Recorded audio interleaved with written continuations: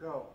Hey there, everyone. I'm meteorologist Kristen Ketchel. It's about 11:15 on Sunday morning, and we just got an update from the National Hurricane Center on Florence. So I wanted to give you the latest information so you can know kind of what to expect and prepare for here in the coming days. The biggest update, Florence is officially again a hurricane. Right now, winds are 75 miles per hour with 90-mile-per-hour gusts. It's still moving very slowly to the west, but it's a little bit better organized this morning at 6 miles an hour, moving to the west, beginning to work its way over some warmer water. So the ocean water temperature south of Bermuda is about 2 degrees above normal for this time of year. That is going to help the hurricane actually strengthen, and so we're expecting this kind of rapid intensification over the next 12 to really 36 hours to where Florence could become a major hurricane. So here's the latest track update. Again, this is the 11 a.m. advisory from the National Hurricane Center. You can see Bermuda right there. Florence, a Category 1 storm at this point, and as we put the track into motion, you'll see how quickly Florence is expected to intensify from a Category 2 storm likely tomorrow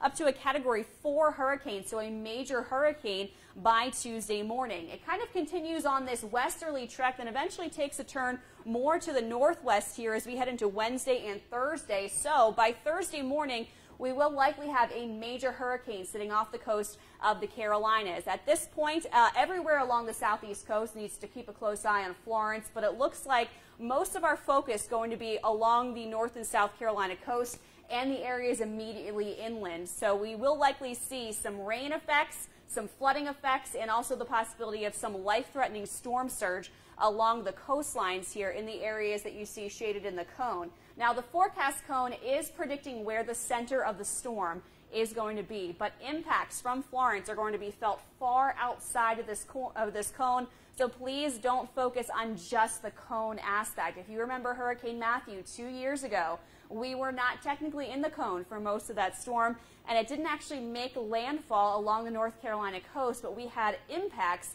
for several days and weeks after the storm had passed. So something to keep in mind here over the next few days. Don't focus too much on that cone, but I did want to give you a close-up view because at this point, the National Hurricane Center believes that winds could be as strong as Category 2 strength as Florence pushes inland, which is about 100 miles per hour. So that's something we're going to be concerned with, and we are going to be watching very closely in the coming days to see if there is any shift in this track or adjustment that needs to be made, or if they are expecting Florence to continue to weaken even more as it moves inland. But there is a stronger possibility than not of a direct landfall of a major hurricane along the coast of the Carolinas here in the coming days. And we're already seeing some impacts from Florence right now along the North Carolina coast. We have high rip current risks all up and down the coast for most of our beaches. We're also starting to see the surf picking up as well, and that's going to be the case even in the days leading up to Florence's actual arrival and its actual direct impact on our coastline here. So again,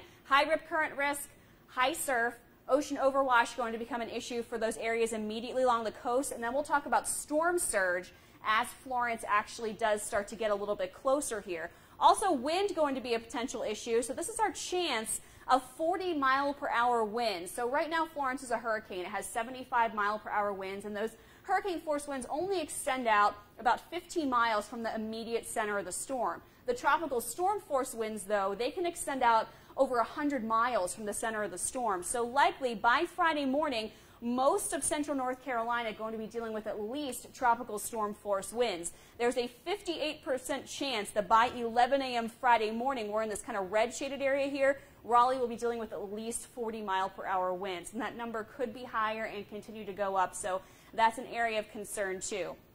At this point, there is the possibility that Florence will stall a little bit, so inland flooding could become a huge issue as well. So here's the takeaways from the 11 a.m. update. Florence is now a Category 1 hurricane with 75-mile-per-hour winds and much higher wind gusts. It is expected to rapidly strengthen. We're calling it rapid intensification. You're going to hear that term a lot over the next couple of days because as Florence enters warmer water, and also as the upper level winds, so the winds high up in the atmosphere, as those start to die down and Florence slowly moves to the west, it will strengthen very, very quickly here. So again, could be a major hurricane as early as Tuesday morning. A few changes. There is an increased risk now of storm surge along the southeast coast and also a cause for concern as far as inland flooding goes. We may see this storm very slowly move out of the area. There's a high pressure system likely building into the north of us that may block it a bit. That will cause a prolonged rain event, so we need to watch for that as well. As far as the forecast goes, I do think we will start feeling some more significant impacts along the southeast coast, specifically in the Carolinas, as we head into Thursday and even as far into next weekend. That is going to depend on how quickly Florence actually moves out. If it moves out faster, we'll see less rain, but if it stalls or it's very slow to push out of the area, we could be dealing with the potential for a prolonged rain event. So all these things we're taking into consideration right now. It is still too early to determine exactly what our major impacts are going to be, but at this point we're urging everyone to not panic, but to prepare for what's coming. Make sure that you have your disaster supply kit ready. We have information about that on CBS17.com. Make sure that you're securing your outdoor furniture, little things you can do around the house.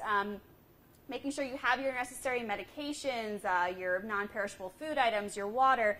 You know, there's a lot of things that you can do leading up to the storm so that when it really is bearing down on us, you don't have to panic. So as far as the main takeaways, you will have more information here as we get more information in the coming days. You can always check CBS17.com. Also, tune into our newscast later this evening. We'll be back with another update when the Hurricane Center releases it at 5 p.m.